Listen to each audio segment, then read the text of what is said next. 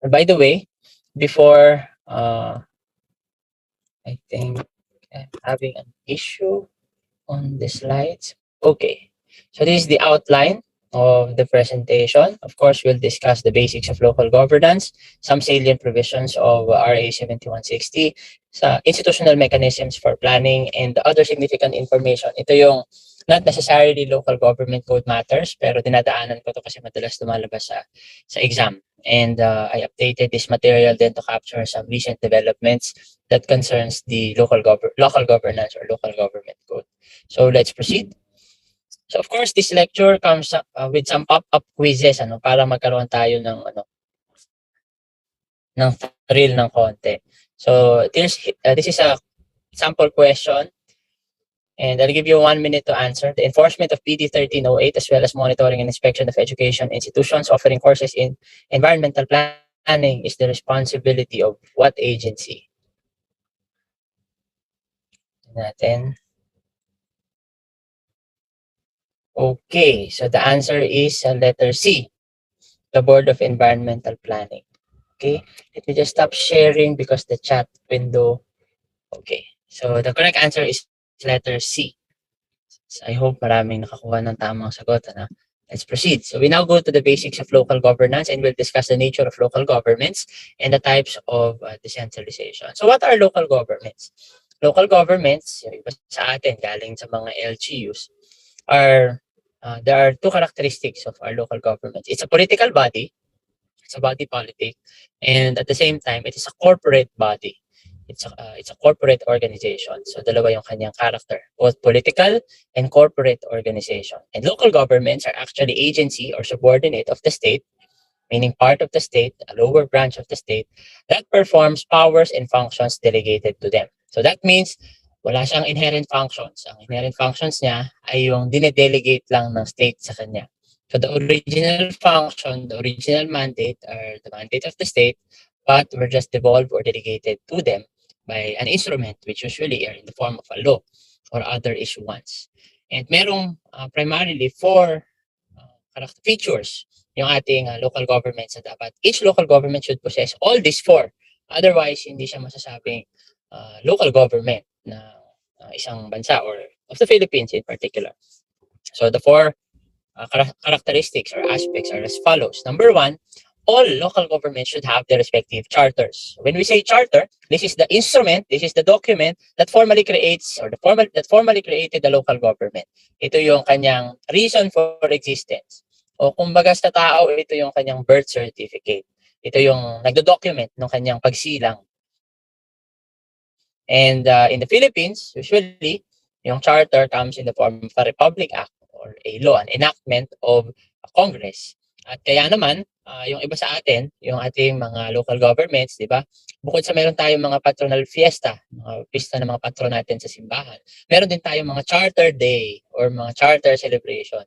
Ito usually yung araw na sineselebrate natin kung kailan na ipasa yung batas that either created the local government, or this is the day na na-convert, yung for instance, yung isang municipality into a city, yun yung mga charter day celebration. So, yung mga batayan, basics about the existence of the local government code, basic composition, officials, powers, makikita natin yan sa charter. And we know for a fact that the oldest cities in the Philippines, for example, City of Manila ay nag 451 years old yesterday. So yung charter na yun was enacted 451 years ago at yun yung kanilang sinusunod as their framework for the structure and operation of the local government code.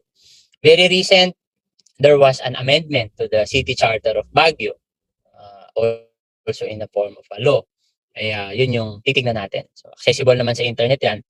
And if you're interested, pag nakita nyo and if you get a chance to compare, usually unformatted, parang pro forma naman yan. At may mga little details lang na nababago, but most of the details ay recurring from one charter to another. Parang pro forma. Okay, so that's the first. An LGU, a local government, should have a charter. The second one, syempre, kung may birth certificate ka, anong makalagay sa birth certificate mo? Pangalan. You should have a corporate name, your official name. Bakit mahalaga to? Because this is the name where the local government will be known, or which the local government will be known. And mahalaga sa atin yun, even sa tao, di ba? Parang meron kang official name, although pwedeng meron kang nickname. But babalik ka doon sa iyong official name. At yung official name mo, ang main reference nun, yung birth certificate mo. And in this case, sa local governments, yung corporate name, yung official name, ang reference mo ay yung charter mo. Bakit yun mahalaga? Dahil maaari at nangyayari ito sa Pilipinas, may mga local governments na magkakapareho ng pangalan. Nakaka-interest lang kasi kahapon or the other day, dahil piyesta ni San Juan Bautista, naglabasan na maraming mga bayan, may isang city sa NCR, may mga municipalities around the Philippines, even barangays, na ang pangalan pare-pareho San Juan. But syempre, pag tinignan mo, may mga kanya-kanya yung charter, although merong pare-parehong pangalan. Meron din mga instance na nagkakatalo sa corporate name na kailangan mo tignan yung charter. Ano ba talaga yung official name niya? For instance, kami sa Navotas, madaling or convenient kapag sinabi mo saan ka nakatira, sa Navotas City. Pero lumalabas, nickname lang pala yun because the official corporate name, pag tinignan mo yung aming city charter, the corporate name is City of Navotas. So yun yung totoo niyang pangalan, City of Navotas. Pero kapag by convenience or ginagamit mo sa day-to-day life, sinasabi mo na lang Navotas City. In the same way na halimbawa, City of Manila, mas madalas natin ginagamit yung City of Manila or simply Manila but not Manila City. Hindi dahil sa hindi maganda pakinggan yung Manila City, but because the official corporate name under the charter is City of Manila. Meron din dyan, meron tayong dalawang lugar sa Pilipinas. In fact, dalawang city sa Pilipinas. Yung isa pangalan niya, City of San Fernando. Yung isa, San Fernando City. Can anyone provide? Pwede mag-unmute? Kasi medyo nahihirapan akong buksan yung chat box. Nasaan yung City of San Fernando? Nasaan yung San Fernando City? Anyone? La Union and Pampanga. Okay, tama. Yung isa doon nasa La Union, yung isa nasa Pampanga. Pero which is which? Sino ang nasa La Union? Si City of San Fernando o si San Fernando City? San Fernando City. Correct. Ang nasa La Union, si San Fernando City. At yung nasa Pampanga, si City of San Fernando. Meron pang mga cases, I think, meron ding Naga City. Merong Naga City sa Bicol. Meron ding Naga City meron ding Naga somewhere in Cebu, if I'm not mistaken. May mga magkakapareho. So, yun yung corporate name. Kung tao yan, may kapareho kang pangalan, pag kumuha ka na NBI clearance, meron kang HIT. Diba? That's the second characteristic. First, charter. Second, corporate name. The third, dapat may tao, may people. Because since you are an agency of the state performing powers and functions, meron kang pagbibigyan ng services, ng pag-exercise ng powers and functions na delegated to you. Because otherwise, para saan ka pa i-create kung wala ka namang taong i-govern? So you should have people, population, and later on, makikita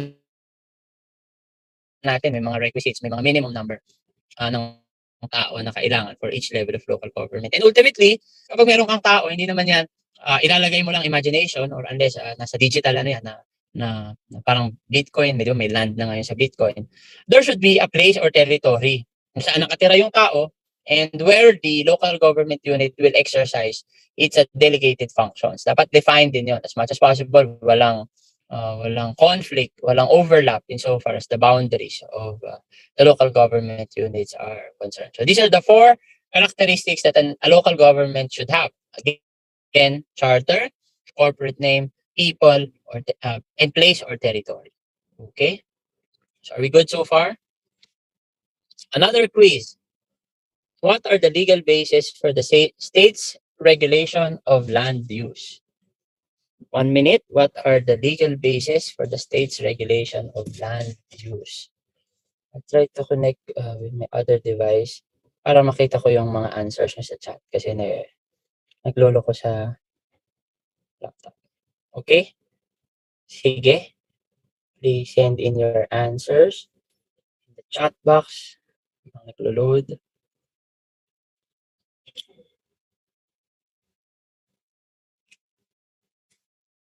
Pwede pa accept yung second device ko, Secretariat, please. Thank you.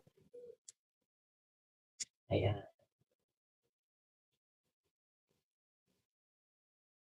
Okay. So the correct answer for this question is A, police power. And later on, malalaman natin ano ba yung scope and breadth of the police power of local government units or the state. So balik tayo, no? Since sinasabi natin kanina that the functions of the local governments are not inherent and are just delegated by the state or the central government, we now talk about the types of decentralization because there's two types of decentralization, hindi default lang siya. And these two types of decentralization are both present dun sa local government code that was enacted in 1991.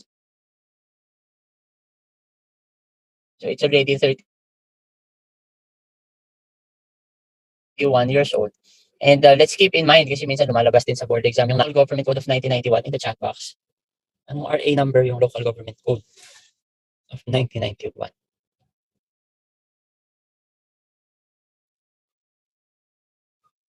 Tingnan natin, may yan. Ayan, pumapasok na. 7160. Be careful, wag natin i-mix. Pag naging 7610 yan, magiging anti-child abuse law. So it's 7160. And in the same local government code, itong dalawang klase ng decentralization is present. The first one is decentralization of administration. What you decentralize is the administration or the exercise of administration. This is what we call deconcentration. Deconcentrate from concentration sa center, binababa mo sa periphery.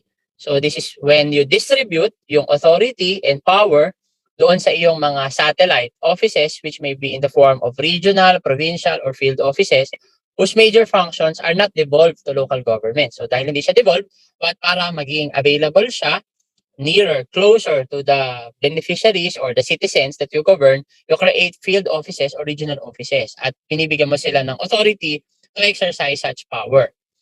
So halimbawa yan, yung ating mga main departments, merong mga regional offices. Yung iba, meron pang hanggang provincial offices or even satellite offices. So that hindi mo na kailangan pumunta lahat sa Manila or dun sa central office, dun sa seat of power, para lang to avail of a particular function na hindi devolved sa local governments. For instance, foreign affairs. So yung foreign affairs is not a devolved function, so national government pa rin yung nagpe-perform yan. However, para makater yung needs ng ating mga constituents, ng ating Department of Foreign Affairs ay nagtatayo or nag-establish ng iba't ibang either consular offices or extension offices para yung service, passporting, visa, consular affairs, consular concerns ay maging available sa ating mga citizens without the need to physically go to Manila just to apply for a passport. Kaya nga meron tayong iba't ibang sites, even sa NCR, marami tayo sa malls, and then meron din tayo sa provinces. Okay, medyo nagbe-break yung line ko. But please notify me kapag may nami-miss na talagang nawawala. I hope by now okay na siya ulit. Can you give me a thumbs up if okay na ulit yung audio? Okay naman yung line so far. Okay, sige. So that's the concentration. The functions are still with the national government, but you provide extension offices para maging closer yung administration sa mga citizens. However, yung second type, what you decentralize is the power. So unlike sa deconcentration, the power is still with the national, inilalapit lang through physical offices. Yung second type, yung devolution, binababa mo mismo yung power. Meaning yung power from the national, from the central government, ay officially kino-confer mo sa local government units na kayo na yung gagawa nitong mga particular functions and responsibilities. At kayo na yung magiging mainly responsible for that para sa inyong mga nasa COPA. Remember, one characteristic of it ay yung people. So, yung LGU na yung magiging mainly responsible for the provision nitong mga devolved functions. So, let's be careful. Dapat malinaw sa atin ano yung difference ng two types of decentralization, yung deconcentration and the devolution. And both of these ay evident or provided in the local government code. So again, kanina sabi natin, dalawa yung nature ng local government. Local government. So, mapabalikan natin, meron siyang tinatawag na body politic, the government, the public nature of LGUs, and the other one, corporate, yung kanyang proprietary function. So let's define that further. Kapag ginagawa niya or ang ina-assume niyang function ay yung governmental or public character, The local governments act as agents of the state in the performance of the functions of government and ultimately in promoting public welfare. Kapag governmental yung kanyang exercise of functions, local governments cannot be held liable unless otherwise provided by law. So kapag ang exercise ng power ay governmental, hindi mo pwedeng kasuhan yung local government. Halimbawa nito yung establishment of schools and yung kanyang paggawa ng means or regulations for peace and order, part of governmental functions yan. However, kung siya ay nag-exercise ng kanyang corporate or proprietary rights, local governments serves as agents of the community meaning the people, to administer their affairs. So para siyang representative of the people doon sa kanyang ginagawang function, and by that, pumapasok siya sa contracts, pumapasok siya sa businesses, and once mag-enter siya into contracts, pwede siyang maging liable o pwede siyang makasuhan. Ano yung example ng mga acts ng local government na para siyang agent ng communities for their affairs? Pag-operate ng slaughterhouses, public markets, cemeteries. So ito ay collective mga pangangailangan ng kanilang mga community, ng kanilang people na nasasakupan. And the LGU administer this particular affair, so nag-exercise siya ng proprietary function. At madalas ito, it comes with the imposition of particular fees para doon sa particular service. Halimbawa, di ba, slaughterhouse, may mga pwesto doon or even sa public market na pwedeng bayaran so that you can avail of that service, even the cemeteries. I remember one story na meron daw, may motel daw somewhere in Manila na malapit sa school na pinasara ng local government of Manila. And ang sinasabi nila doon, we're exercising governmental function. And inappeal ito, parang nirevoke nila yung business permit ng particular na motel kasi nga parang it's affecting public morals at yung mga estudyante daw ay imbis na pumapasok sa school nandun sa motel at kung ano-ano yung ginagawa. Nirevoke nila yung business permit. When it was appealed and ruled ng court, ang sinasabi, the local government unit acted as agents of the state in performing the functions of the government to promote public welfare. So hindi pwedeng i-hold ang local government as liable. Pero doon naman sa mga pagkakataon na talagang corporate or proprietary yung kanyang function, pwede siyang makasuhan. In fact, kung may mga familiar sa inyo sa mga charter ng ating mga local government units sa Pilipinas, isa sa mga corporate powers na nakalagay doon, I think if it's not the first, it's the second, to sue and be sued. Sabihin, pwede siyang magkaso at pwede rin siyang kasuhan. And that is particularly if it is exercising proprietary functions ng ating mga local governments. Okay? Now we'll go to the Local Government Code of 1991 and we will discuss the powers of the LGU, what are the devolved functions, there are requisites in the creation of LGUs, and who are the officials of the local government units. There are three main powers of an LGU: police power, eminent domain, and power of taxation. Kanina nabanggit natin na yung police power doon sa quiz, ano? Ito daw yung ito yung basis for the state's exercise of land use planning. But let's define them further. Section 16 of the Local Government Code of 1991 is the General Welfare Clause. And in fact, dito nanggagaling yung police power of the local government unit. And napaka-lawak and napakalinaw ng power ng local government unit. Can we read the text in bold? Meron bang gusto mag-volunteer, magbasa ng text in bold?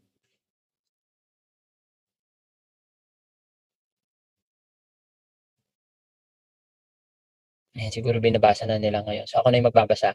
Every local government unit shall exercise powers expressly granted. Expressly granted, ibig sabihin, basta nakasulat dito na power nila, gagawin niya yun.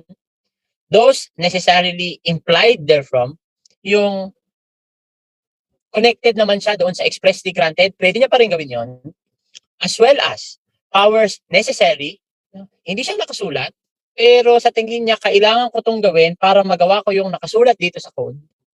Appropriate, ibig sabihin, naaangkop lang naman itong action na to kasi para magawa ko yung power na nasa code, dapat ko itong gawin.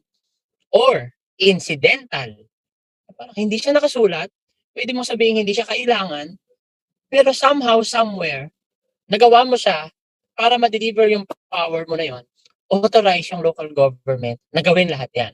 Expressly granted, necessarily implied, and even yun lang necessary, appropriate, or incidental. For what?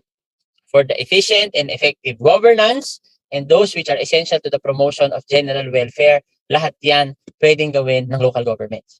Kaya nga katulad kanina, yung pagpapasara ng motel, di ba? Parang they try to question, pwede ba nilang gawin yon? Saan kaya papasok yon? Basahin natin yung nasa baba. Ano-ano ba yung mga dapat tinitignan ng local government units? Preservation and enrichment of culture, promotion of health and safety, right of people to a balanced ecology, self-reliant scientific and technological capabilities, improve public morals, enhance economic prosperity and social justice, full employment, peace and order, comfort and convenience. Napakalawak, napaka-broad. At hindi lang yung expressly granted ang pwede niyang gawin, kundi yung necessarily implied, necessary, appropriate, and incidental to all of these, pwede niya pa rin gawin. Kasi tingin natin, yung pagpapasara ng motel ng LGU, saan kaya pwedeng pumasok dito yun sa exercise of police power? Anong particular portion ng Section 16? Yung, kung kayo yung City of Manila, ano yung i-invoke nyo ditong particular proviso under Section 16? Ayan. Tama. Improve public morals. Yun yung pwedeng iside. And you're exercising your police power, meaning your governmental power.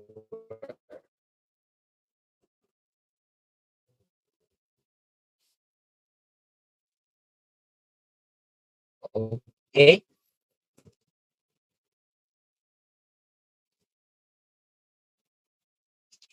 Another quiz. Hi, Kim. Medyo nakakat yung line. So, An example of this is when government acquires land for public buildings, highways, and public welfare. When government acquires land for public buildings,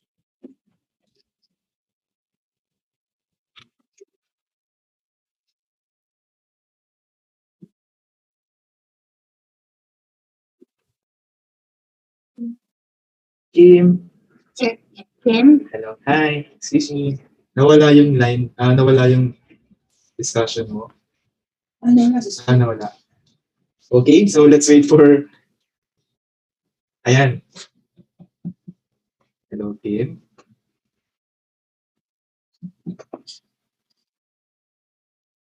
Hi. ayan, Hi, Kim. I think I'm back.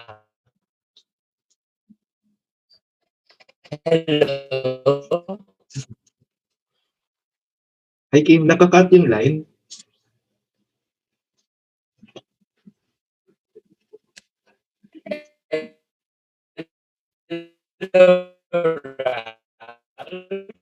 Hi. Medyo robotic pa rin yung line. Mabagal. Now. Hello, Ralph. Hi, Kim. Hello. Hi. Hi, Kim. Okay.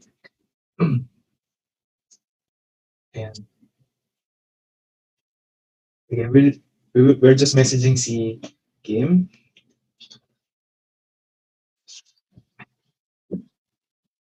Okay, let's wait for Kim to resume.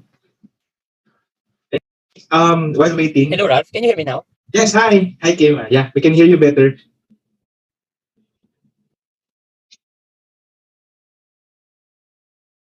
Hi. Okay, saan ako nag-stop? Saan ako hindi nyo narinig? Yung pinaka-last na slide was on the general welfare. And then yung pinaka-huling discussion mo was about acknowledging Rich Dahl's answer about the public morals. Then from there, nag-robotic, nag-erratic na yung signal.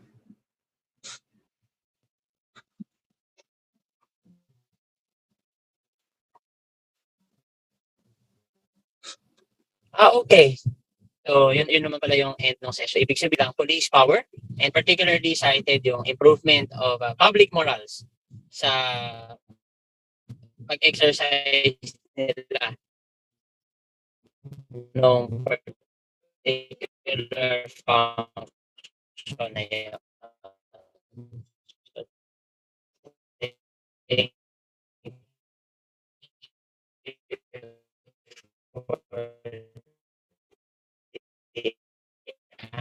Answer, and I think ito na naputol. So dahil napakalawak, no, remember, ang sinasabi ng Section 16 ng General Welfare Clause, those expressly granted. Paul, clarify, malinaw po ba ngayon ang line? Medyo nagbe-break ng onti. Malinaw ba ngayon yung reception? Better naman ngayon. Pero at some point intermittent ng onti. Pero continue lang. We'll message you kapag nagbe-break siya ng mahaba ulit.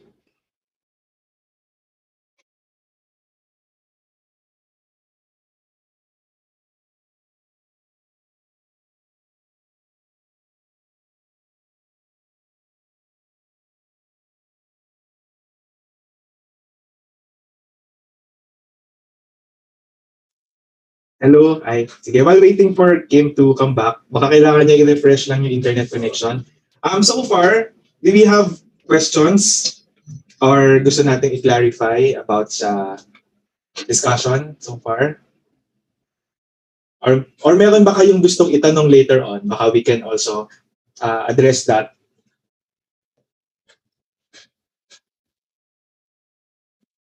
Wala pa naman. Ayan, I think Kim is with us again. Hi, Kim.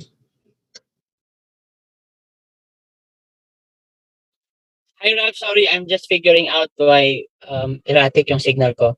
Oh, sure, no problem. Baka sabi nga namin, baka you might need to refresh yung connection lang.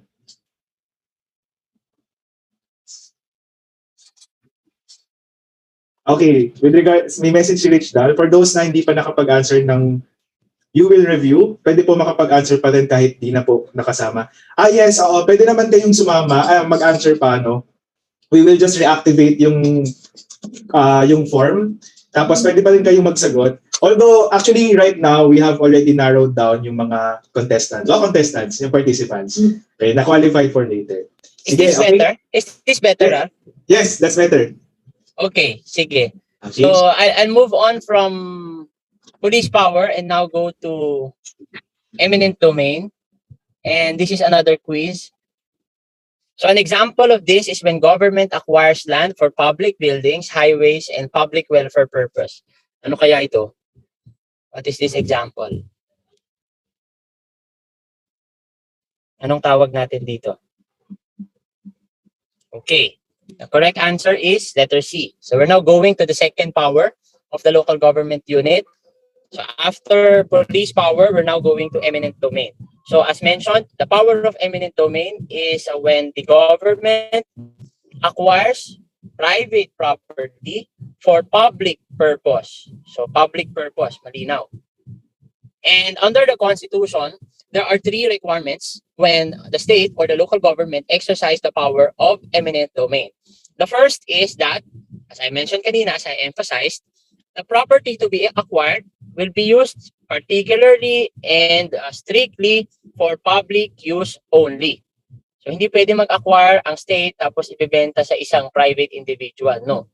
Pag nag-acquire siya through power of eminent domain, it should be for public use. Magtatayo ng school building, magtatayo ng public park, magtatayo ng sementeryo, public use yung kailangan. That's the number one requirement. Number two, there should be just compensation. And ano naman kaya yung just compensation? Just compensation ay something to be determined by the court. At paano kaya kino-compute yung just compensation? Yan ba yung fair market value? No. Ang pag-compute ng just compensation consider several factors, not only fair market value. It also considers zonal value as evaluated by BIR, as well as it also considered the assessed value na nasa books ng mga, nasa rolls ng ating mga local assessor. So imagine, kung halimbawa kahit sobrang taas ng fair market value, pero hindi updated ang assessment at zonal valuation at napakababa, kung yun ang babatayan ng court, minsan, yung just compensation na tinatawag, hindi tinuturing ng mga nababayaran as still just compensation. Kasi nga, relatively, mas mababa siya sa fair market value. And the third is that there should be due process of law. So, kailangan ipa-file mo pa yan sa court and doon ka magkakaroon ng deposit bago matapos yung buong proceedings. At yung tawag natin sa proceedings na yon, when the state exercise the power of eminent domain, expropriation proceedings, yung tinatawag natin doon. And the third power of a local government unit, aside from police power and taxation, police power and eminent domain is taxation. So under the local government code, in fact, there's a whole book of the local government code dedicated for this. LGUs can create its own sources of revenue and to levy taxes, fees, and charges subject to the local government code. At lahat ng makukolekta niya based dun sa kanyang power of taxation, sa kanya mag-accrue. Exclusive. Walang kukuning share ang national government sa kung anumang local taxes or local fees or revenues yung makokolekta ng ating LGU. Okay, so I hope clear tayo doon sa tatlong power ng ating local governments. Police power, power of eminent domain, and power of taxation. So clear ba tayo so far? And I hope malinaw naman ngayon yung ating audio so that we can proceed to the next salient provision of the local government code. Ito yung mga halimbawa ng taxes na under the local government code pwedeng impose ng mga LGUs. And dito, minsan unique siya. For instance, ang probinsya lang ang pwedeng maglagay ng franchise tax, tax on sand, gravel, and other quarry. Provincial government lang yan. Fixed tax on delivery trucks, sa probinsya lang din yan.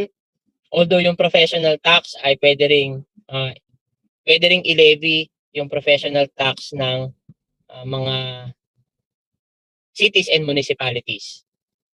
And then of course, cities and municipalities, sila yung nagpapataw ng business permits, di ba? So kaya nagpa-file ka lang ng iyong business permit sa city at saka sa municipality. Hindi mo kailangan mag-file pa ng separate sa probinsya kasi nga delineated yung function. Sino ang pwede mag-tax on these activities, sino naman yung pwede mag-tax on these type of activities. And then sa barangay, meron din silang ceiling. Pwede silang mag-tax on retailers, but merong ceiling sila not exceeding 1% of gross sales.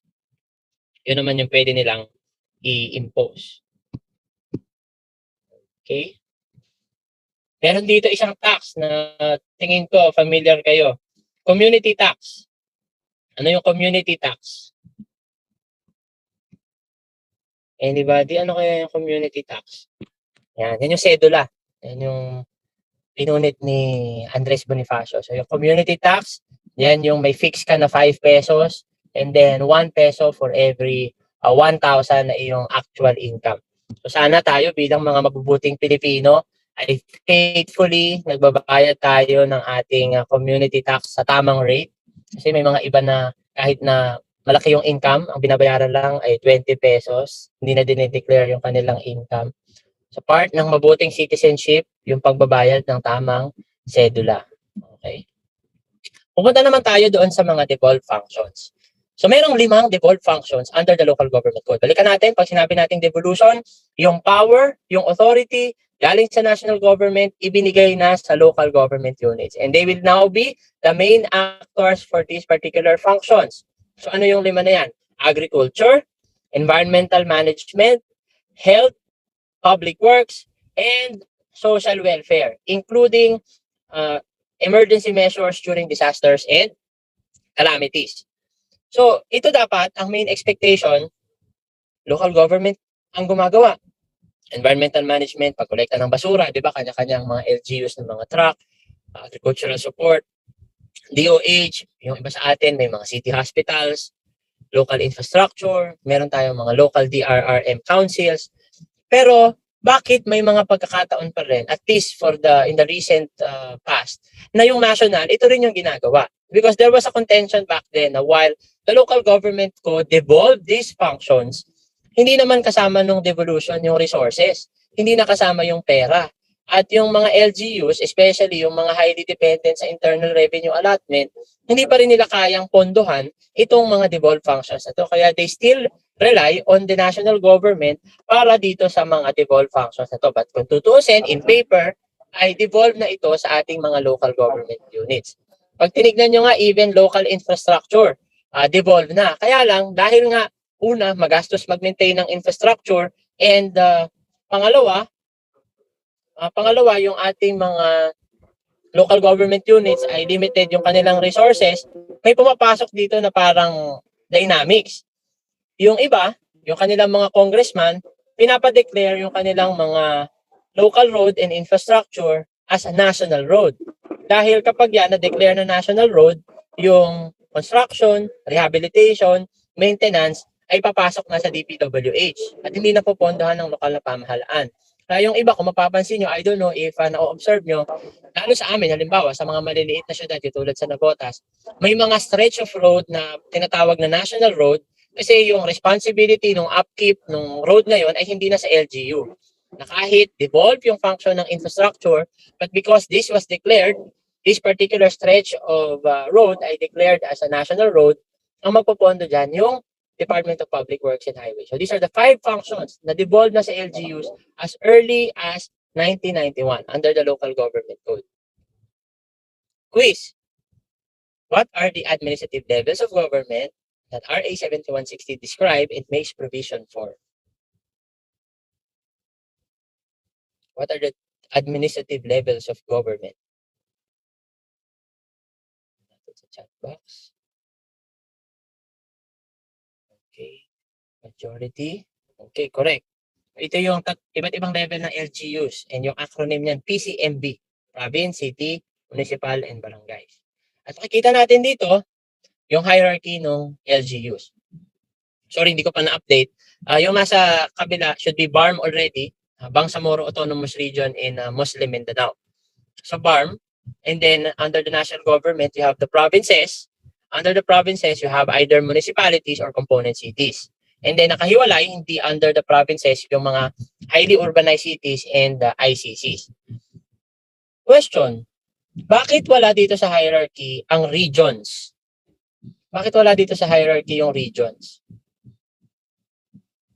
Di ba meron tayong regions eh? Ilang regions ba meron tayo? Can you chat in the chat box? Ilang regions meron tayo ngayon?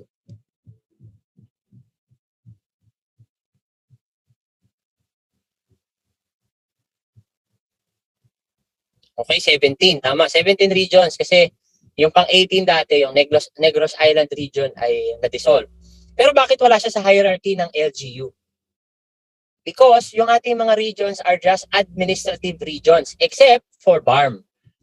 Na remember, sinabi natin kanina, yung LGU ay corporate body. Yung mga regions natin except for BARM ay hindi corporate bodies. Wala silang charter, wala silang, even yung name ay depende pa. Katulad halimbawa, ano ba talaga yung pangalan ng region? Region 1 ba o Ilocos Region? Region 4A ba o Calabarzon? Wala silang charter. Kaya sinasabi natin except BARM kasi yung BARM lang yung nag-iisang regional government na nakapasa doon sa 4 na yon. May sariling charter, may sariling corporate name yung BARM, so may official sila, may tao, at may territory. Although in the Constitution, there are supposedly 2 autonomous regions na sinasabi sa Constitution. Ano yung the other one? Other than BARM? The other autonomous region na binabanggit sa Constitution, ano kaya yon? Yes, the Cordillera. So yung Cordillera, yung isang, although hanggang ngayon, dahil nag-fail yung mga previous charter for a Cordillera Autonomous Region, CAR pa rin naman siya, kaya lang Cordillera Administrative Region. Yung region is not a body corporate. Wala siyang set of officers. Wala siyang regional governor, unlike yung BARM. And then, yun namang HUCs, highly urbanized cities, at yung mga ICCs, independent component cities, yan, physically, geographically, within a province, but by their nature, hindi na sila nagpa-participate sa provincial affairs. So, yung iba dyan, especially HUCs, ICCs, hindi na bumoboto ng provincial officials. Hindi bumoboto ng governor. Hindi bumoboto ng bokal ng mga board member. Although, part pa rin sila, yung address nila, part pa rin ng probinsya. So, kaya nga yung isa, component city, yung isa, independent component city, independent from the province. So nabanggit natin kanina, may mga requisites, may mga minimum requirement bago ka makakreate ng isang LGU. So dito sa table, yung summary ng provisions ng Local Government Code, nasabi dyan, may 3 na requirement. Area, population, and income. Para daw makakreate ka ng sariling barangay, kailangan, ang requirement lang pag barangay, population. 5,000 kapag nasa Metro Manila or HUC, 2,000 sa the rest of the country. So kung halimbawa, gusto mong pahati yung isang barangay, pa-create mong dalawa, kailangan ma-meet niya to. Yung paghinati mo, take 2,000. Because the requirement says, in no such case na yung creation mo ng another LGU, hindi mamimit nung maiiwan yung minimum. Kailangan mamimit na pa din. That's for barangay. For a municipality naman, 50 square kilometers ang area at least, 25,000 ang population, at yung income niya at least 2.5 million. Para naman ma-convert yung isang municipality into a city, ang area requirement niya is at least 100 square kilometers. Tapos, ang population niya, being a city, medyo urban, mas marami ang tao, nakita natin mas mataas ang density. Kasi kanina sa municipality, 25,000 people over 50 square kilometers. Pero ngayon dito mas mataas ang density, 150,000 people over 100 square kilometers of land. At dahil urban na nga ang expectation sa isang city, mas mataas ang income requirement, 100 million for the last 2 consecutive years based on 2,000 constant prices.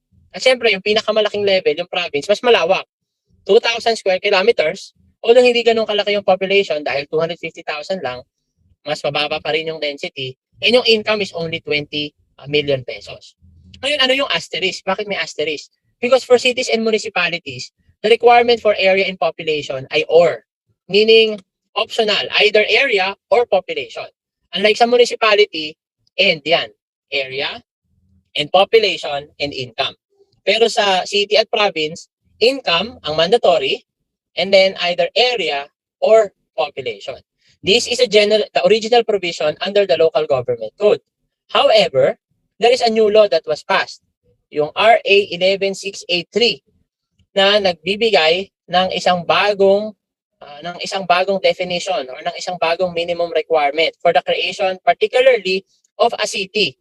So maintain niya yung provision ng local government code, ayan yung 100 square kilometers, 150,000 people, 100 million income. However, ang inintroduce niyang bago, kung mas konti daw yung tao, instead na 150 ay at least 100,000. But kung ang income niya naman ay 400 million as of 2012 constant prices, pwede pa rin siyang maging city. Meaning kahit mas maliit ang tao, pero sobrang laki ng income, 4 times the original local government code provision, pwede pa rin siyang maging city. That's the new law. In fact, itong 400 million threshold, meron ding automatic provision under that law na mag-i-increase itong 400 million threshold by 5% every 3 years. So yung threshold na to mag-i-increase ng 5% every 3 years. So remember that, this is a very recent law. May isa pang particular provision itong batas na to na unique. Dahil ang tawag dito yung ERA portability. Ano yung ibig sabihin ng ERA portability? Para daw hindi ma-distort, mamaya i-discuss natin yon. Para hindi ma-distort yung sharing ng mga ERA ng mga city at municipality kasi nga nagbabago. May municipality, nababawas sa municipality, nalalagdag sa city. So, ang tendency, liliit yung share ng cities. Itong bagong batas na to, meron din siyang provision for ERA portability. Anong ibig sabihin ng ERA portability? Yung ERA ng municipality, bago siya maging city, pwede niyang dalhin doon sa total ng cities within 3 years. Within 3 years upon enactment ng kanyang cityhood para hindi maging malaki yung impact ng pag-change ng cityhood. Mamaya i-discuss natin paano ba nag-operate yung math na yan at bakit kailangan meron pang ERA portability. But dito muna sa requisites, yung RA 11683 nag-introduce siya ng new requirement for cities. Pwedeng mas mababang population pero superb ang income. Meaning 4 times the income but lower the population. Okay? Ano naman yung kaibahan ng regular na cities sa highly urbanized na cities? So yung highly urbanized na cities, minimum population of 200,000 inhabitants and latest income of 50 million based on 1991 constant prices. So ito kasing 400 million based sa 2012, itong 50 million based sa 1991. So kapag inano mo yan, graduate mo yan, mas malaki na yan sa 50 million. So what difference now? Ano yung difference ngayon ng HUC kahit dun sa bagong definition ng city? Ibig sabihin na lang, pwedeng yung isang city na 100 or 150,000 ang population, meron pa rin mga mas malalaking city like most of the cities in NCR or yung mga mega cities natin like Cebu, Davao, na iba na rin, sobrang laki na rin ng population. So sila ay highly urbanized kasi nga, ang laki na ng population, more than dito sa minimum limit ng code, although yung income ay competitive pa rin doon sa minimum requirement. So it is possible na meron kang isang city, pero hindi siya considered highly urbanized. And yung pag-create ng city is made by law, at yung pag-categorize naman as a highly urbanized city is by virtue of a presidential proclamation. Yun naman yung difference niya. So as of September 30, 2020, according to the ILG, there are already 81 provinces. It could have been 83. Pero bakit hindi natuloy?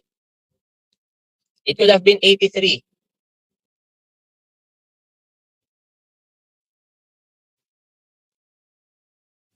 Sorry, merong tanong, babalikan ko lang. May tanong dito sa chat box. Bakit mas malaki ang requirement sa city kaysa sa province in terms of income? Let me check that. Let me confirm that income. Babalikan natin yan mamaya. Pero i-note natin kasi ang question niya dito 100 million tapos sa province ay 200 million. Let's park that. Balikan natin mamaya sa open forum. Okay? So sa number of LGUs, ayan, tama yung sagot. It could have been 83 kasi there was a law that was passed. Diba? There was a law that was passed creating or dividing Palawan into 3. Palawan del Norte, Palawan Oriental, at saka Palawan del Sur. Pero, nung nag-plebiscite na, which is a requirement, hindi nanalo yung plebiscite. So, nanatiling isang probinsya lang yung Palawan. Okay? And then, we have 146 cities. And then, we have 146, 1,488 municipalities, 42,046 barangays, and 5 ICCs. Now, I have a question. Kung ang pag-create ng provinces, cities, at municipalities can only be made by act of Congress or act of Parliament, di ba? Ng Bangsamoro, in their case, ang barangays, aside from Congress, sino pa ang pwede mag-create ng barangays? Sino pa ang pwede mag-create ng barangays?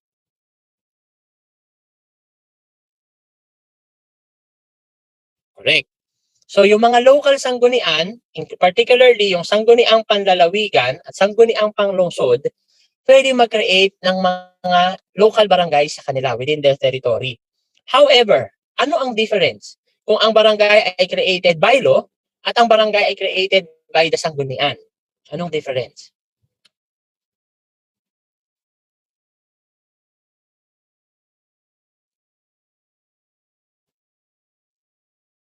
Ang difference ay kapag ang barangay created by law, ang magbibigay ng IRA ang national government. Pero kapag ang barangay created only by the sanggunian, wala siyang IRA share from the national government. At yung sanggunian na nag-create nun ang may responsibilidad na magbigay ng funding para doon sa barangay na kinreate nila. So kumbaga, kung yung sanggunian, sabi ni Governor, para hindi na kayo mag-away, dalawang kapitan, hindi na kayo magpatayan, hatiin natin yung barangay nyo, approve ko sa sanggunian. Pero kung sanggunian lang nag-create noon, ang pondo ng barangay na yun, including pasweldo dun sa isa pang barangay na kinreate niya, will be borne by the provincial government. Hindi makakatanggap ng regular IRA yon. But kung may ipapasang batas na nire-recognize na yung bagong barangay na yon ng national government, it's only then na makakatanggap siya ng share from the internal revenue allotment. Okay? Bakit? Balikan natin yung question kanina. Bakit mas malaki yung income requirement? Okay, bakit mas malaki yung income requirement sa city kaysa sa province? Number one, kung titignan mo kasi, parang the last of your consideration na kung gusto mong mag-create ng isang probinsya, the last of your concern na yung income.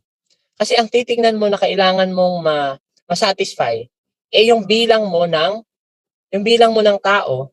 Paano ba ako babalik doon sa table? Okay. Balikan natin yung table. Ayan. Last mo na maging concern yung 20 million. Kasi, ang una mong magiging concern, kung ikaw man isa kang probinsya ngayon na magpapahati ka into 2 provinces, papaseparate mo. Ang una mo kasing titignan kung ang resulting provinces mo ba, yung resulting subdivision mo, ay magka-qualify pa rin dito sa minimum land area or sa minimum population. Because may isa lang doon na hindi siya ma-meet, kung sino man doon sa hati na yon, hindi pa rin magpo-proceed yan. And most of the time, since yung provinces natin ay malalaki naman yan, dahil 81 lang hinati yung Pilipinas, siguro at the time, mga 70 lang, recently na lang naman nahati yan. Parang inherently, malalaki naman yung kanilang allocation. But it's nice na, sige, it's my first time to encounter yung question nga about a requirement on income. And babalikan kita dyan kung makahanap ako ng additional backing about the requirement na mas mababa yung 20 million income ng provinces. Kasi kung titignan mo yung basic services to be delivered by the province, ang nakalagay lang naman doon, all functions being provided by the city. So halos pareho lang naman sila. Although yun nga, wala namang overlap. But thank you for that question. We'll try to answer that later kung meron pa tayong time. But moving forward, so ano yung implication ng number ng LGUs doon sa ating pondo? Binanggit ko na kanina, di ba?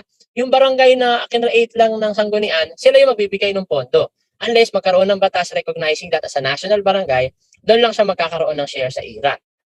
At paano ba hinahati yung IRA? Yung IRA, Internal Revenue Allotment, originally yan yung tawag. And it is 40% of all national internal revenue taxes collections of the third fiscal year preceding the current fiscal year. Ano ba yung ibig sabihin niya? Nakakalito.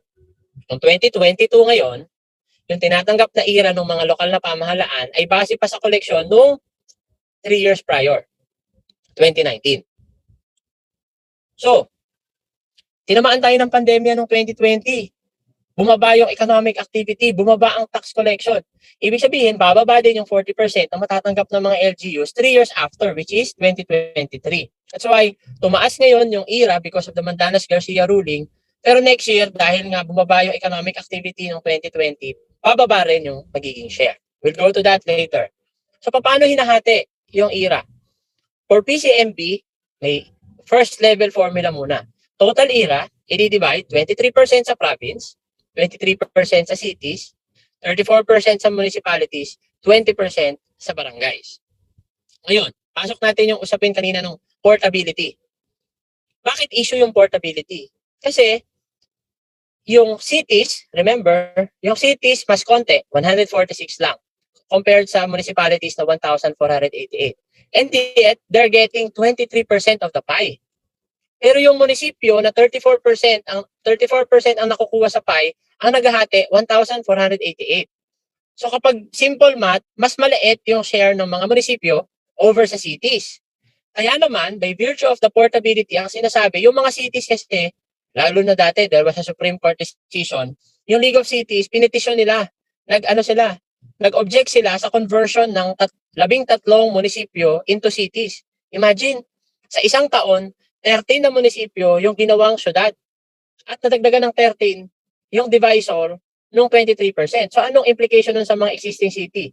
Bababa yung kanilang IRA share kasi dumami na silang naghahati-hati.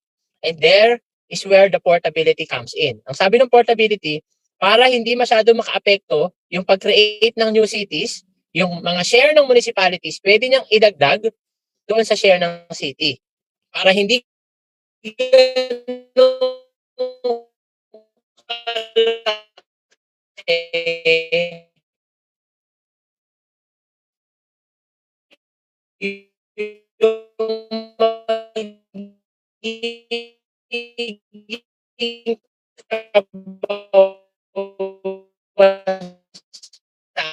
sa mga existing ng cities. Kasi kayo yung nagiging problema nila before. Kaya ayaw nila na maraming nagiging city dahil eventually marami silang ngayon, dumadami silang naghahati-hati. And yet, kumukonti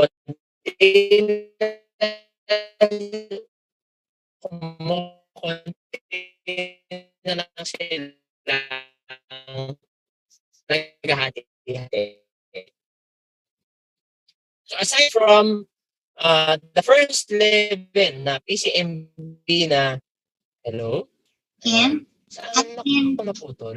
Ken, I'm sorry, nagre-request sila na i-repeat yung discussion mo on Yeah. portability. Medyo Hello? nakakita ng onti doon. Hello? Ken? I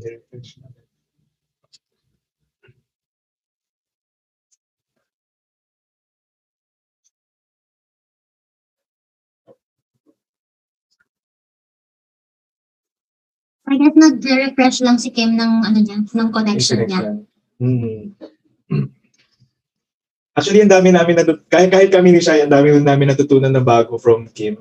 No, kasi before we did not encounter yung topic about the era portabilities. Just now that we have heard it from him. Ayan, Kim is with us again. Yeah. Hi, Kim. Ayan. Saan ako nakat? Sa portability? Yes, Yeah, about sa portability daw. Okay, sige. Balikan natin yung portability. Thank you. Okay. So, sabi natin kanina,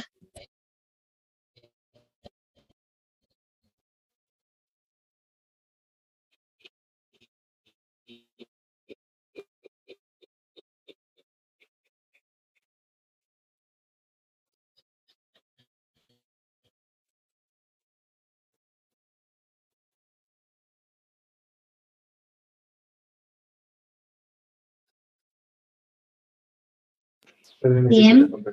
Hi, Kim.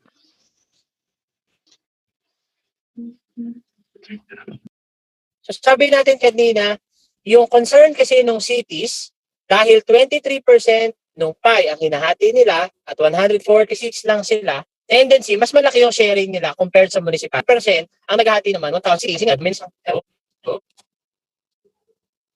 Hello? Hi, Kim. Hello. Medyo I think naputol yung line mo kanina, tapos hinabol lang ni Zoom ng onte. Sorry can you repeat lang again about the portability?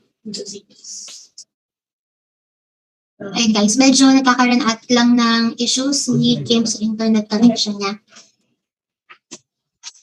Let's just wait for him to sign out. Wait na po. Hello? Nawala ko ulit? Hi, Kim niya. Medyo nawawala yung connection mo kanina. Ayan. Ngayon, okay ba siya ngayon?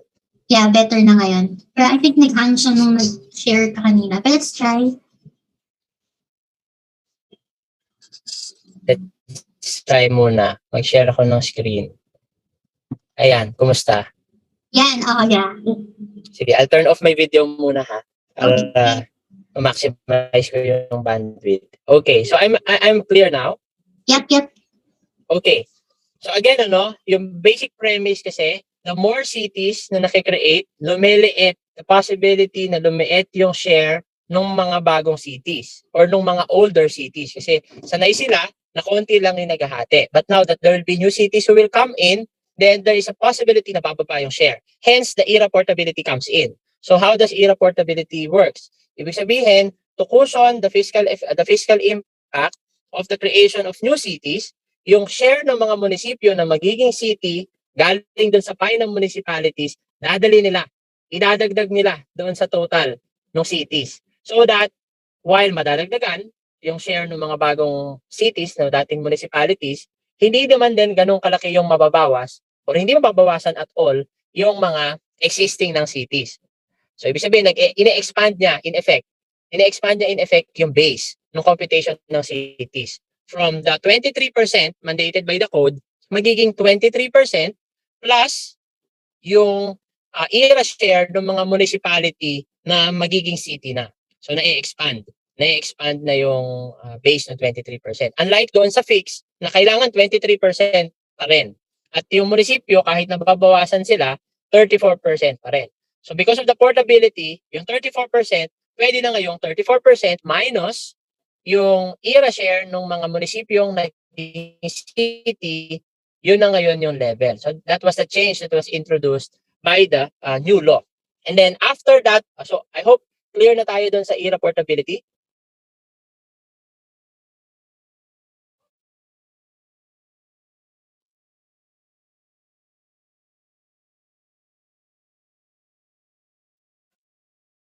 Hello? Hi, Kim.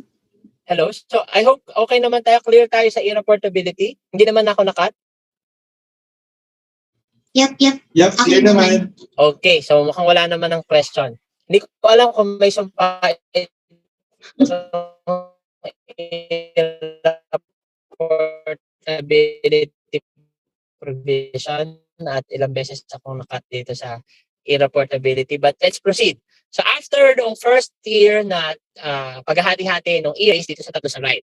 So 50% based on count, and then 25% based on equal sharing. So for population, what is the basis? The basis of the population sharing is always the latest census. So what is the latest census that we have now? It's the 2020 census of population. And yung iba ang sabi, there was a notion, nag-pandemic ng 2020 and 2021. So madalas ang mataas or napakalaki ng impact ng migration from one LGU to another. But because the code says the basis is the latest census, no ifs and no buts, yun lang yung batayan ng population requirement. So up until magkaroon ng bagong census, doon lang natin may entertain yung mga ganyang concern. Migration, lumipat dito, umuwi ng probinsya, kailangan makapture ng census. So yung population is always based on the latest census. And the latest one that we have, 2020 census as approved by the President. How about land area? Ano naman yung basis for land area? Basis natin for land area is the survey ng Land Management Bureau or LMB, Land Management Bureau ng DENR. And happily, the latest survey of the LMB that is the basis for the computation ng ERA is still 2001. So ngayon, nasa process pa sila ng vetting or validation nung mas updated. At up until now, yung ginagamit natin na basihan pa ng sense ng hatian ng land area is yung 2001 survey. May mga nagtatanong na LGU, and ito specifically, part din yung nabotas dito, na parang, hindi ba lumalaki din naman yung land area? Especially in the context na may mga nare-reclaim tayong area. Diba? Kami sa Nabotas, medyo marami kaming reclaimed area, yung mga dating palaisdaan, nagiging housing na. Pero hindi nagbabago yung basis ng land area. Dahil nga, yung survey na ginagamit sa ngayon, ay yung pa rin 2001. I don't know if it is true ba or it's just an exaggeration. Meron daw isang official na nagsabi nung inapila namin na taasan yung aming land area share. Ang sabi daw, paano kayong lalaki? Ibig sabihin ba lumalaki yung Pilipinas? Na parang, so wala tayong konsepto ng reclamation. But again, sabi ko nga, kailangan officially makapture yung data. Kailangan officially ay i-certify ng Land Management Bureau kung ano man yung land area na kiniklaim mo. So sila yung authority under the local government code. Okay? So, but because, so ito yung dating dating way of computing. 40% of BIR collections. But because of the Mandanas-Garcia ruling of the Supreme Court, nagbago yung base. Nagbago yung tax base. Hindi na lang daw dapat base sa collection ng BIR. Dapat yung 40% galing sa collection ng BIR, Bureau of Customs, at Bureau of Treasury. So dahil lumawak yung base, ang tendency, lalaki yung 40%. At dahil nagkaroon ng finality yung decision ng 2019, the first time na ma-receive yun, yung 2019 taxes, the first time ma-distribute yun ngayong 2022. That's why there is a considerable increase in the share of the of local governments from national taxes ngayong 2022. Na almost 1 trillion na yung share ng LGUs from national taxes. But again, since naapektuhan tayo ng pandemic ng 2020 at 2021, yung share na matatanggap nila for 2023 and 2024 ay maaaring mas mababa than the 2022 level. So that's the effect of the Mandanas-Garcia ruling. So ito illustrate, noong 2021, ang ERA level lang ay 695 billion. Kung walang Mandanas-Garcia ruling, dapat 723.87 billion lang ngayon ng 2022. But because of the Mandanas-Garcia ruling, naging 959.04 billion. Imagine, ang laki nung naging jump, almost 1 trillion. At as expected na, bababa talaga yung 2023 level dahil epekto ng pandemya, ito ay magiging 820.27 billion lamang sa 2023. And we also expect na mga ganito pang level din yung aasahan, although maaaring mas malaki ng konti, by 2024 kasi kahit pa paano, naka-adjust or naka-recover naman na tayo noong 2021. Now, let's go after computing how creation, ERA distribution. Let's now go to the officials of the LGU. The first set, ito na yung PCM. Ito yung mandatory sa bawat isang probinsya, syudad at munisipyo. Lahat sila dapat may secretary.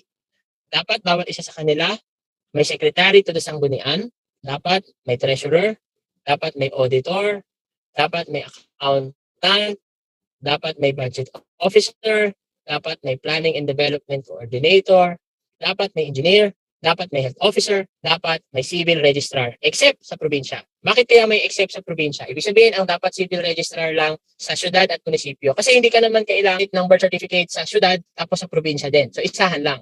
Sa syudad or sa munisipyo. Hindi kailangan ang civil registrar sa probinsya. Meron bang civil registrar dito sa group? Meron ba tayong civil registrar dito sa group?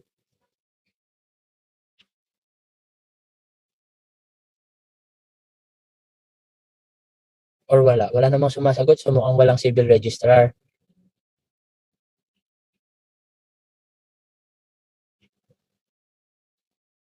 Tama ba? Hello?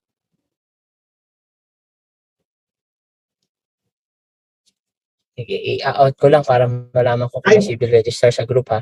May civil registrar ba sa group? Hi Kim, I think wala yata civil registrar. Wala, Most people nga nag-work from the planning offices, pero I Okay. think wala yata civil registrar. Okay, so pwede kong gamitin yung spill ko sa civil registrar. Kasi wala namang ano. Kasi,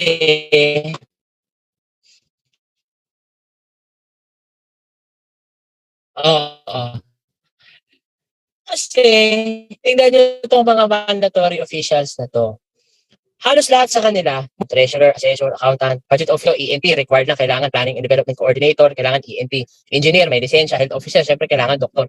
Yung civil registrar, hindi ko alam kung may lisensya or may particular technical expertise. Pero sa lahat ng mga opisyal na mandatory, parang sa tingin ko medyo off na nandyan siya. But of course, important yung civil registry. Kasi nga nung nasa City Hall ako dati, habang busy-busy lahat yung mga mandatory officials na yan, yung civil registrar namin, ang talagang pinagkakaabalahan niya lang, pumirma ng birth certificate, marriage contract, tsaka death certificate. At busy lang siya twice a year kapag may kasalang bayan.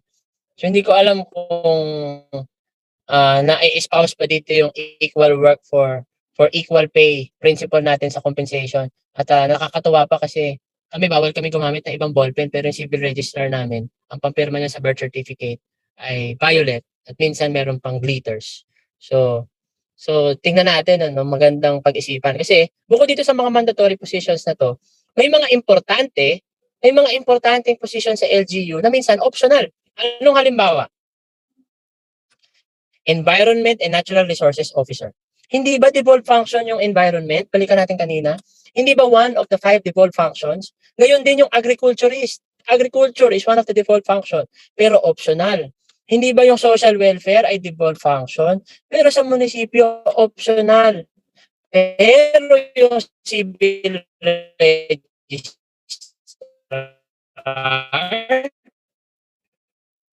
mandatory. Yung devolved function mo, pwede mong hindi lagyan. Pero ang hindi mo pwedeng hindi lagyan, siguro, no, parang may disconnect talaga, ay ding optional. Parang optional din ba na i-deliver namin yung function na yun? Kasi optional yung tao pero ini-expect nyo na i-deliver namin. So may disconnect. Sana in the ongoing review of the local government code, isa yun sa mga makonsider nila. Other positions like architect, optional across levels. Dahil minsan yung building official, siya na rin yung, kung architect siya na rin yung architect. Information officer, optional din yan. Operatives, optional din yan. Population officer, optional din yan. Especially yung iba, minsan, pinagsasama na yung civil registrar tsaka yung population officer. So ngayon pupunta na tayo, I think I'm entering my last 20 minutes. So papasok na tayo konti lang sa mga institutional mechanisms for planning, including the local planning model para ma-familiarize tayo. And we'll have a quiz first. This document serves as a basis for adopting land use and physical planning related guidelines and standards to guide the formulation of long-term framework plans and particularly city municipal land use plans and zoning ordinances. Ano kaya ito? Keyword, land use physical planning, long-term. Okay, tama. The answer is C. National Framework for Physical Planning. Under the Local Government Code, merong dalawang mandatory plans na kailangan gawin ang LGU. Number 1, Comprehensive Land Use Plan to manage the entire territory. And the CDP or the Comprehensive Development Plan or Program to promote the general welfare. So ito yung linkages between the plans at the national level. So itong nasa pinaka left hand natin, mga physical plans dapat connected, national, regional, provincial, and local physical plan and land use planning. And then yung next column, ano naman yung mga socio-economic development plan. MTPDP pa yan, but ngayon ang PDP na lang yung tawag natin dyan, Philippine Development Plan. And then hanggang sa Comprehensive Development Plan. Yung rightmost, yan naman yung ating mga investment program. Philippine Investment Program, Regional Development Investment Program. At sa tatlong plan na yan, diyan ka dapat kukuha, diyan ka dapat mag-export ng iyong mga programs na popondohan mo sa iyong annual budget. Diba? So kaya nga may tinatawag tayong planning and budgeting linkage. Yung budget mo, yung binabudgetan mo ay dapat nandun siya sa original na nakaplano mo mga interventions. Okay? So there are various planning bodies at the national level in charge of paggawa niyan. NEDA board chaired by the president and assisted by the NEDA secretariat. Regional level, the Regional Development Council, headed by an RDC chair appointed by the president, and secretariat are the NEDA regional offices. At pagdating natin sa local level, of course, meron tayong Local Development Council. Yan yung Provincial Development Council, City Development Council, hanggang Barangay Development Council. At ang secretariat niyan ay yung mga planning and development officers or coordinators. But in reality, aminin man natin o hindi, I hope and pray na meron kayong yung mga nasa LGUs, meron kayong mga functioning local development councils. Kasi kung hindi functioning yung local development council nyo, bulk of the work ay gagawin or i-assume ng mga planning and development coordinators. Okay? Meron lang tayong inote dito. This is a latest law, no, yung RA 11535 about the cooperative officers. Although I think there is still discussion about this being mandatory.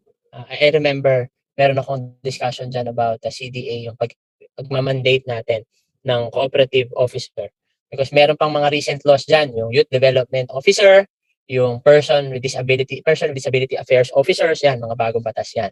But yung reference natin kanina, yung sa slide, ay yung original provision from the local government code. Thank you for raising that. So sa NEDA board, as I have mentioned, it is chaired by the President, vice-chaired by the NEDA Secretary, at merong mga iba't ibang committee ito. So, Development Budget Coordination Committee, this is where the budget levels are discussed. Infrastructure Committee, Investment Coordination Committee, ito yung nagbibigay ng clearance sa mga big-ticket projects. Social Development Committee, Committee on Tariff and Related Matters, Regional Development Committee, National Land Use Committee. Pagdating sa RDC, almost minimimic niya yung mga sectors, so chaired by a local chief executive to be appointed by the president. May co-chair na private sector and vice-chaired by NEDA regional director. So may economic development, social development, infra, development administration, and ad hoc committees. Pagdating sa local LDC, yung composition. Governor, mayor, punong barangay, ang chair, ito yung mga members. Ang tanong, ilan ang NGO representatives na kailangan sa ating LDC under the law?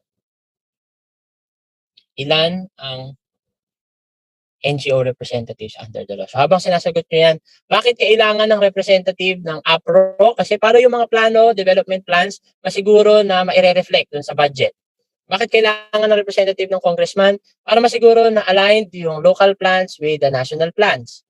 Diba? And kung ano pa yung pwede mahingi ng tulong sa national, yun yung gagawin ni congressman. Sasabi dito, ayan, may sagot, tama. At least 1/4 of the total members of the whole committee. Ayan, sige nga, i-testing nga natin yung definition natin. So kung meron akong total from governor, mayor, APRO, up to congressman, wala pa yung NGO. Meron akong 25. 25 na yun. Governor, mayor, APRO, congressman. 25. Parang hindi mahirap. O sige, 25, tama. Ilan ang NGO representatives na dapat kong ilagay? 25.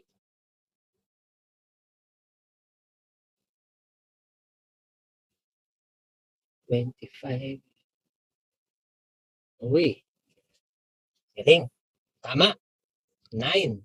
So, anong mabilis na operation doon? Hindi mo kukunin yung 25% ng 25. Kasi kung 25% ng 25, ang sagot doon ay 6.25, 7. Bakit mali yun? Kasi kulang ka. kung 7 lang yung kukunin mo, so ang magiging total mo 32, 7 over 32 is just 21.8%. Eh, di ba sabi nyo nga kanina, tama naman kayo doon. Dapat 25% of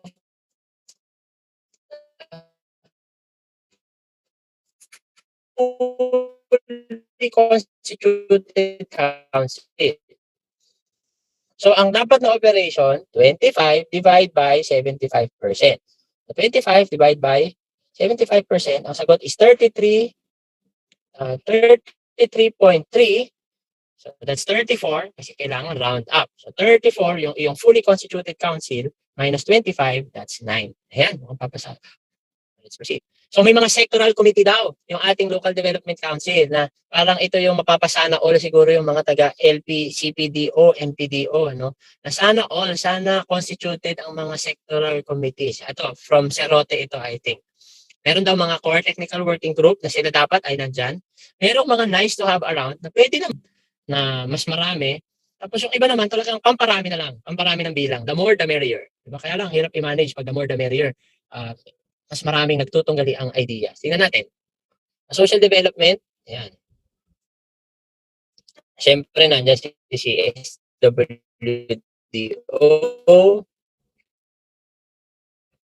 police, fire, nandiyan na naman si civil registrar. Ang mga the more the merrier, mga sports, religious, labor, senior citizens, media, ayan. Charitable, social development. Economic development, of course, meron kang employment, agri, around, of course, DTI, Chamber of Commerce, trade unions, yung mga representative ng mga business. Tapos, the more the merrier, mga civic organization, Dice Club, JCs, Rotary Club, Academy. Nating naman sa land use, of course, kailangan nandiyan si engineer, zoning, MPDO, architect. Tapos, nice to have around, electric, water, real estate, telecommunications, mga utilities, representative sa utilities. Tapos kung gusto nyo pa mas marami, you can ask for other interested groups or individuals. Environmental, of course, yung Environment Natural Resources Officer, and then yung LDC, Sanggunian, Sanitary Inspector, Pharmacy, BFAR, ayan. Tapos yung mga the more the merrier yung advocates, yung kailangan natin invite. Pagdating naman sa institutions, the administrator, the ILG officer, HR, treasurer, budget, assessor, and then dito pumapasok yung mga religious groups, good governance advocates. But again, the ideal functioning itong mga sector committees na to, especially kapag ginagawa natin yung ating mga development plans. Because otherwise, again, if hindi functioning ito, the burden sasaluhin ng city planning officer. Quiz. The main regulatory tool for implementing land use in the Philippines is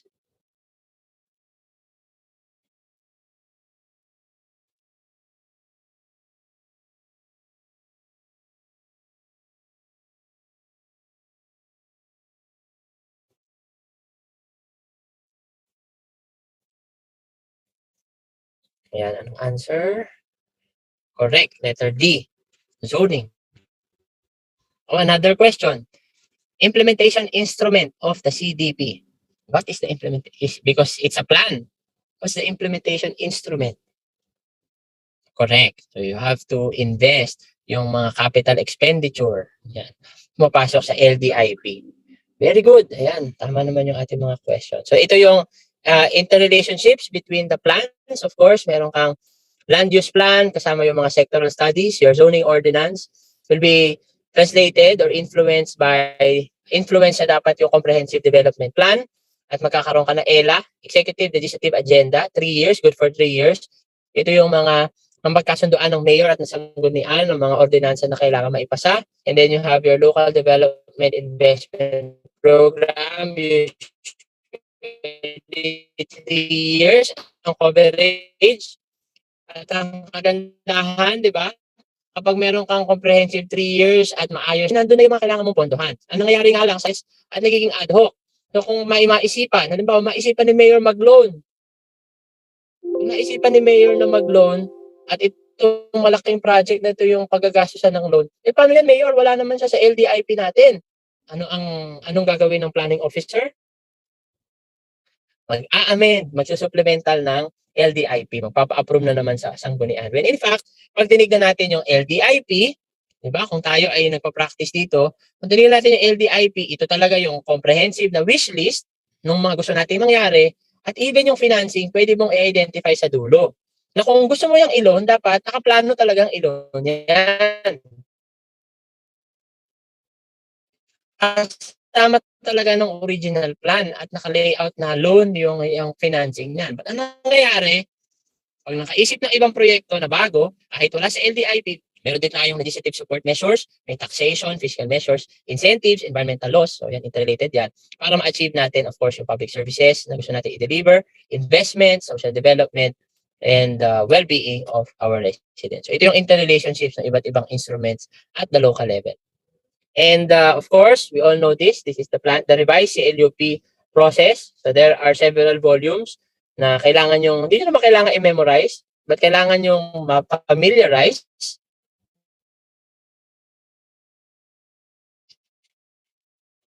Kailangan yung familiarize ito process na to kasi madalas lalabas din ito sa organization, sa cycle at 12-step cycle, HLURB website. Ayan, another quiz.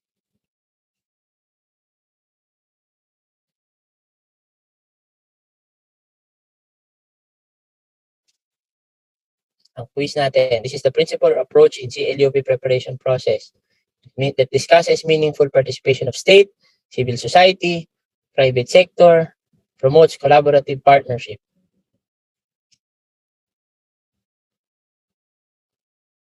Okay, answers. Medyo mix ang answers natin ngayon. Correct answer. Nabasa natin yung guidelines. Ayan yung tinatawag niya Reach to Reef Integrated Watershed Ecosystems Management Framework. Nasakop lahat. Ayan, nandun yan dun sa introduction niya ng CLUP Volume 1. Ito yan. Reach to Reef. So it covers various stakeholders. Diyan yung iba't ibang plans, iba't ibang agencies na involved to produce a comprehensive result for the community. So kita nyo dyan, may forest, CLUP, ancestral domains, at iba-iba yung actor natin dyan. May DENR, may LGU, may DSWD, may DA, may HLURB, etc. Another question. This is the law that requires LGU to prepare their comprehensive multi-sectoral development plans initiated by their development councils and approved by their sanggunian.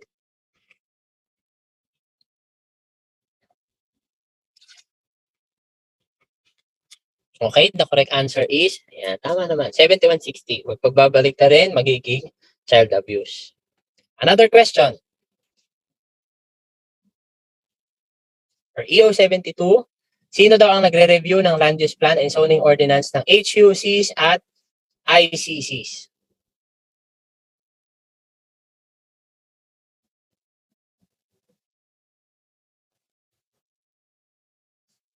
Okay. Sino ba ang nagre-review? HUC at ICC? Pag HUC and ICC, diretso yan ng HLURB. Yung mga component cities, yun yung dumadaan ng PILUC at saka RLUC. Okay. And ito nga sabi ko, may other important information, hindi part ng local government code, pero madalas lumalabas sa exam, procurement law. So bago tayo pumasok doon, ito rin, baka lumabas, i-check nyo lang. May bagong members na ng board ng environmental planning. May question pala sa chat box. Is it HLURB or DSUD? So dahil defunct na yung HLURB, now it is assumed by DSUD na. Thank you for pointing that out. So ito, be mindful of this timeline for the procurement process. Yung each stage, ito ay summary ng earliest possible time. Galing ito sa latest IRR ng 9184. Mandatory, optional lang siya para sa projects na may approved budget for the contract. Na ang approved budget for the contract ay 2 million and below.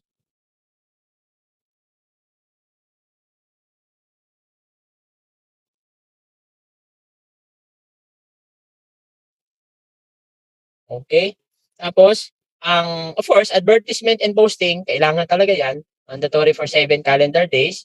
Pre-bid conference, again, is optional.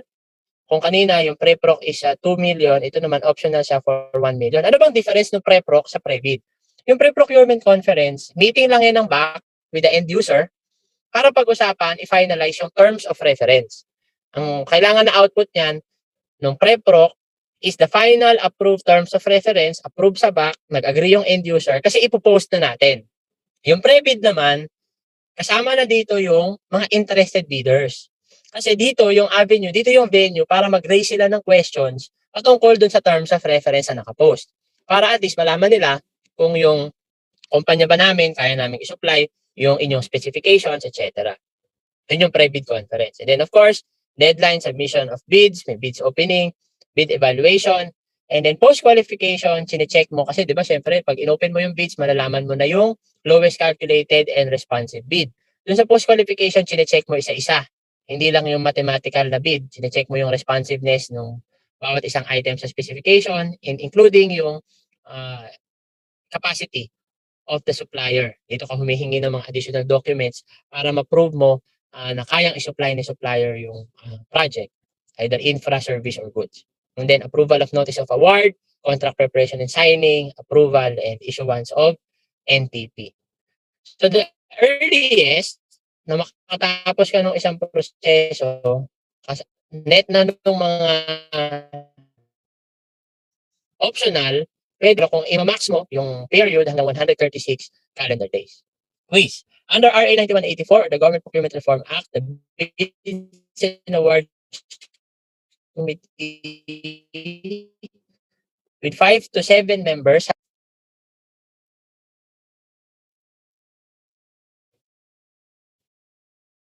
Sagot. Sino ang head ng Bids and Awards Committee? Yun ang tanong ha. Sino ang head ng Bids and Awards Committee? Ang sagot, D. Diba? Hindi si head of the procuring entity. Siya yung hope, diba? Siya yung mag-a-approve ng recommendation, mag-a-approve or mag-disapprove ng recommendation ng back. Pero yung back, hindi pwedeng si mayor din yung head. Kasi siya na nga yung hope. So, it has to be headed by, tama, yung chairman yung tinatanong natin.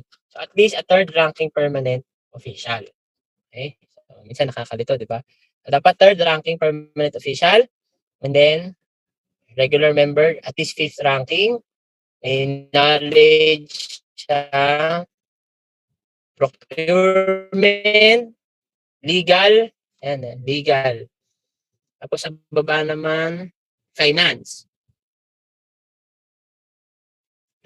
Finance. Pero, meron dyan isang tanong si accountant ba ay pwedeng maging better than before? Si city or si... Any thoughts? No. Kasi magkakaroon siya ng conflict of interest pagdating sa payment. Diba? Kasi siyempre, kung siya na yung back, siya yung nag-recommend ng award, paano niya pa ma-check and balance yung billing na siya yung nag-recommend ng award kung in order yun? Merong comment ay pwede lang siya sa TWG. Okay? So, Hope, yung head of the procuring entity. Ayan.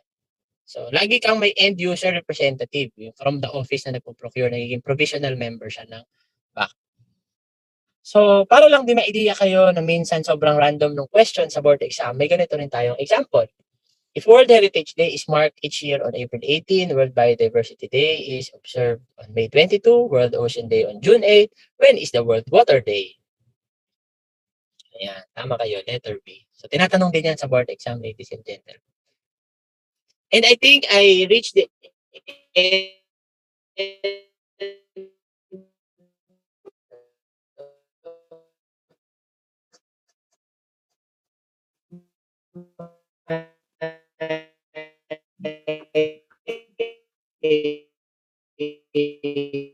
session difficulties, and I will now entertain some my end other planning board exam like and then take down notes. Ako yung naging lagi ko naman to sinishare sa mga reviewers ng plano, yung naging review habit ko.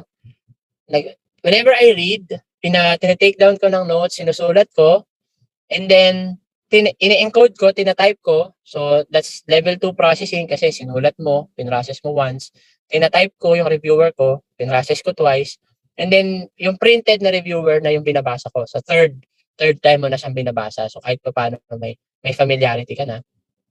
Keep calm. Talagang kailangan mo lang siya paghandaan, hindi mo siya pwedeng i-cram. Although ako, ang experience ko, medyo na-cram ko siya kasi nga at that time, I was not sure if I'll be allowed by the board to take the exam. Kasi ano bang kulang ko noon? Hindi na pwede mag-pick up noon ng diploma eh. So, and master's yung course ko, so wala pa akong diploma. So, I waited for my test permit bago ako nag-start ng intensive review. So, alam ko naman hindi rin kayo makapag-leave ng matagal. So, the more preparation you can do, then so much the better.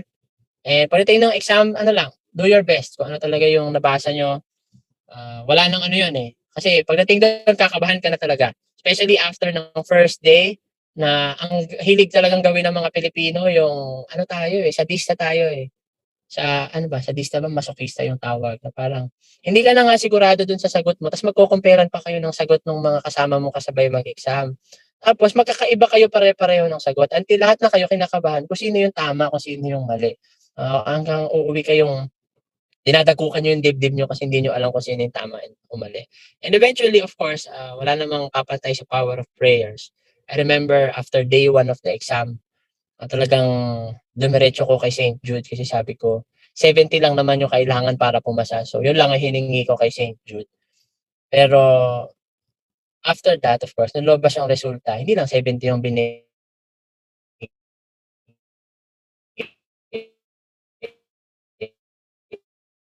niya at masaya naman tayo dun sa naging resulta pumasa. Pumasa naman, may bonus nga lang siya. And yun lang naman yung mga simple tips. Wala akong particular kasi yun yung naging habit ko talaga. Yung unique way of taking down notes ko. Sinusulat ko muna, ini-encode, print, and then yun yung binabasa ko. So with that, maraming salamat and I'll